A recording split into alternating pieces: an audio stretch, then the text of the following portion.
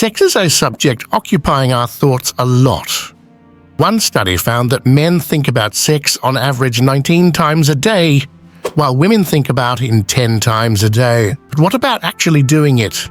Should you limit it to your one and only, or is it okay to have more sex partners? Watch this video to find out what the Bible says.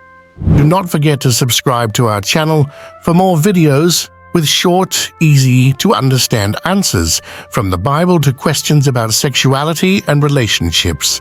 Well, this one is actually pretty simple. The Bible is clear that God created man and woman in His image, and He meant for man and woman to be united in marriage.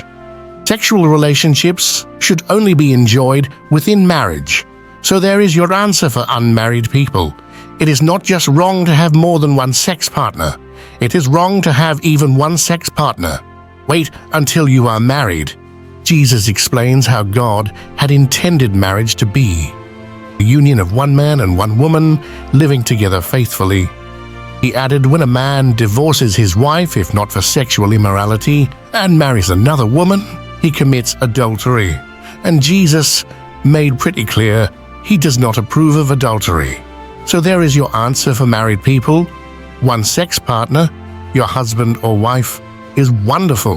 Having two is one too many. But what about having more than one wife?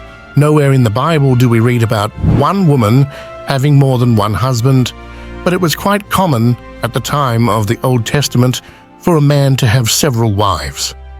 Abraham had 2 wives, Jacob 4, King David a good number, and his son Solomon even 1,000. We do not read about God condemning these men for taking more than one wife. But we do read in each story of all the unhappiness in these families that had its cause in polygamy. God's intention is very clear. He created one man and one woman. That is the picture of marriage. That is confirmed by how the New Testament talks about marriage, and especially how it describes the relationship between Christ and the church as a marriage. Marriage is a unique relationship between one man and one woman. 3 is a crowd. There is one woman in the Bible who had more than a couple of men, the Samaritan woman from John chapter 4. But nothing in the text indicates that she had these men simultaneously. She had probably divorced 5 times and lived together with the 6th man without bothering to get married. It is safe to assume that the life of this woman changed drastically after she got to know Jesus as the Messiah. God commands that we limit our sex partner to just one, our husband, our wife, yet the Bible makes clear that widows or widowers can remarry. Their second marriage can be just as holy and just as blessed as their first marriage was. But is it also possible for a woman or a man to get married again after having divorced?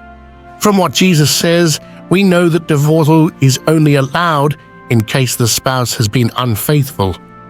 In other cases, you commit adultery by remarrying, and you make the person who marries you commit adultery as well. Why is Jesus so strict? Because marriage between a man and woman reflects the union of Christ and the church. Christ is the head of the church, and the church is His bride.